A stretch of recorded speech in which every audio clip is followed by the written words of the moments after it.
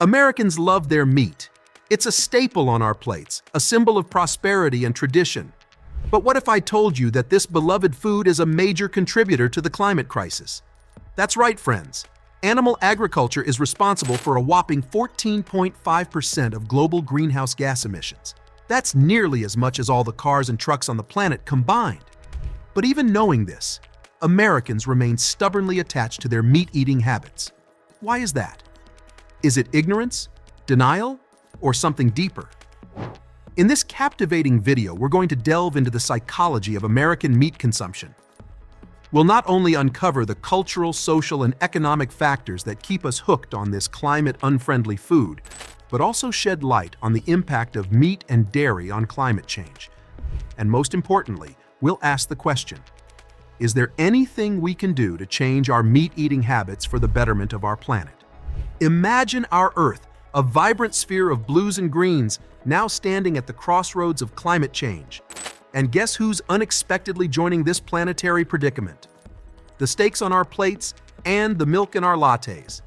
Yes, our everyday meals are throwing a not-so-eco-friendly bash, complete with greenhouse gases, deforestation, and wildlife displacement.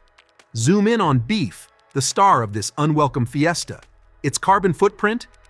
It's like the emissions equivalent of an average American's entire energy use. That's no small feat. But here's where it gets even more intriguing. Despite clear links between our carnivorous cravings and climate woes, a startling 74% of Americans are in the dark about their dietary impact on the planet. It's like most of the country's wearing eco-blindfolds. Why this big oversight?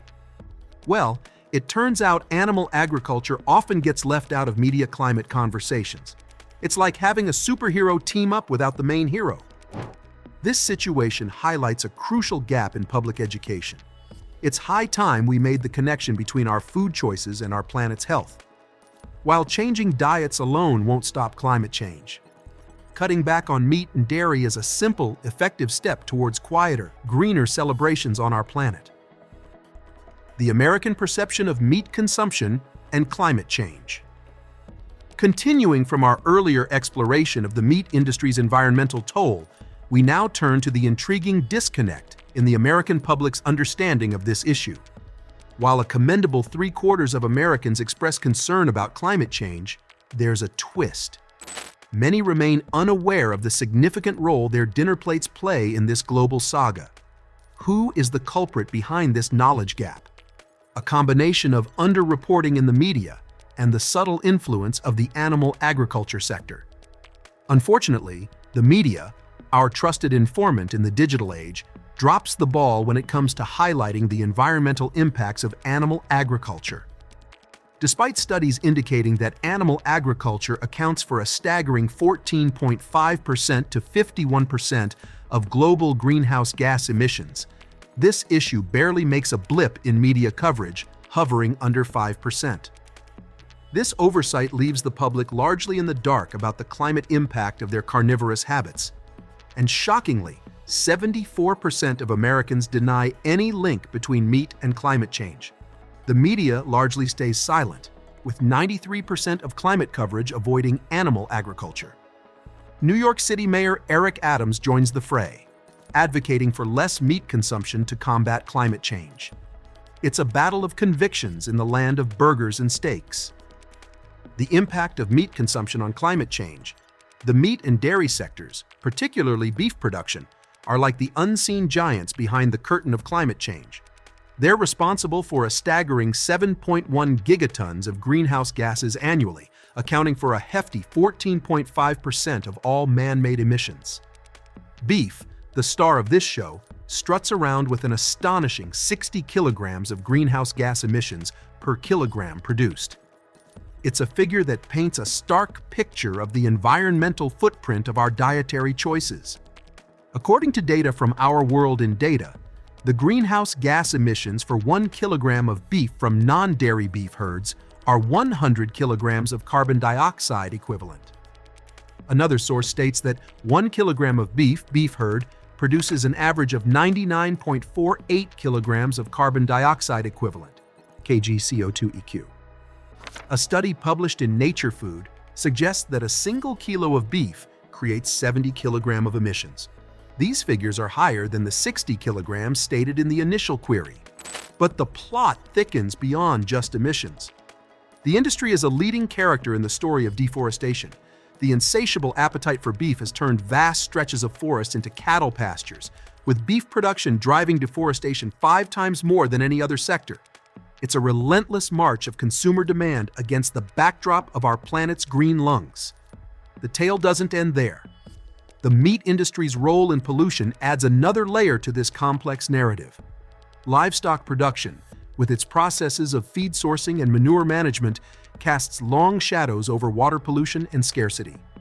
The transformation of natural habitats into agricultural fields releases carbon pollution, while manure, stored in vast open lagoons, poses a threat of leaking harmful substances into our environment.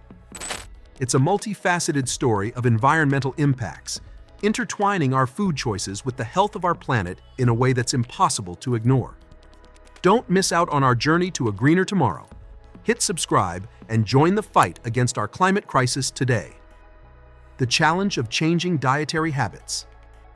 In the United States, meat isn't just food. It's a symbol woven into the very fabric of society.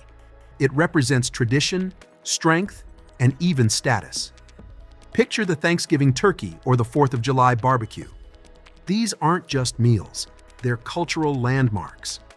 Meat's role in American society goes beyond these traditions. It's tied up with perceptions of health and vigor and is often seen as the powerhouse of diets.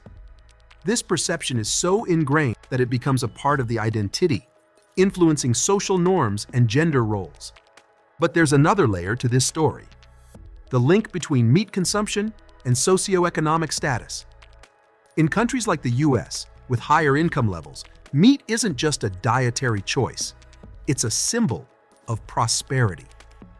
The story deepens when we consider the diverse tapestry of America's ethnic groups. Each group brings its own cultural background to the table, shaping unique attitudes and patterns of meat consumption. Studies show variations in meat consumption across different ethnicities, adding complexity to the idea of promoting reduced meat diets universally. But wait, there's a twist in the tale. Andrew Gunther, the executive director of A Greener World, suggests that the story isn't just about cutting back on steaks and burgers. He argues that the real solution lies in a broader change in our lifestyles, not just our diets. Yes, reducing meat consumption can significantly lower greenhouse gas emissions, but what about the rest of the picture? Sustainable agriculture, for instance, offers a path where animal agriculture can coexist with climate goals. It's a narrative that extends beyond the dinner plate, encompassing our entire way of life and how we interact with our planet. The potential of flexitarianism and plant-based alternatives. Dive into the world of flexitarianism, where being flexible with your vegetarian habits is the name of the game. This isn't about hard and fast dietary rules. It's about gently leaning towards plant-based eating while still enjoying your favorite meat dishes now and then. Think of it as vegetarianism with a twist. In this culinary adventure, plant-based alternatives like Impossible Foods and Beyond Meat are your trusty sidekicks. They're revolutionizing the food scene with meat-like flavors from purely plant sources, perfect for those dabbling in meat reduction without sacrificing taste.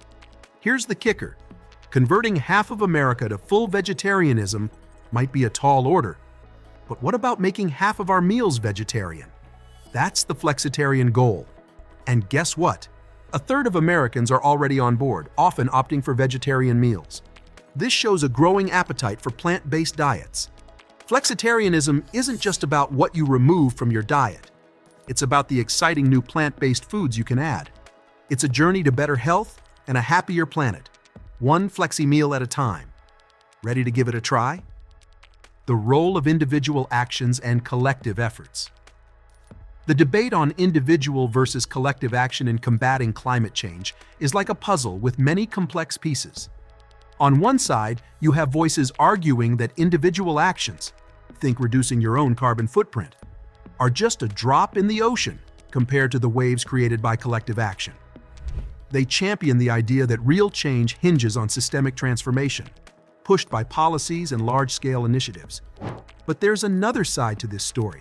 And it all comes back to that staggering figure. 60 kilograms of greenhouse gas emissions are needed for every kilogram of beef produced. Advocates of individual action believe that every personal choice counts. They argue that these small steps can accumulate, building a groundswell of support for larger systemic changes. Picture this. If enough people start cutting down on fossil fuel consumption, this could nudge big fossil fuel companies to scale back production, effectively reducing greenhouse gas emissions. Then there's the inspiring emergence of climate activists worldwide. These individuals started with personal commitments to fight climate change and have since ignited a global movement, rallying others to demand action from governments and corporations. It's a classic example of how singular efforts can spark a collective crusade. Backing this up, research in social behavior points out that individual actions do have a knack for inspiring others. When one person opts for a meatless meal or chooses public transportation, it's not just a personal choice.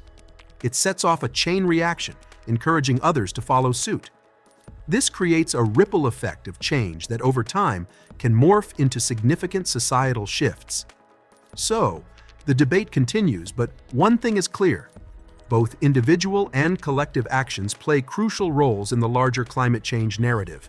So, are you a solo eco-warrior or a team climate change challenger?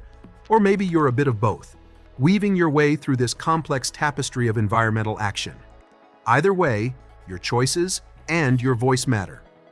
And speaking of choices, why not make one more today? Hit that subscribe button and join our community, where every click, like, and share adds up to a collective effort for a greener tomorrow. Together, let's turn small ripples into big waves of change.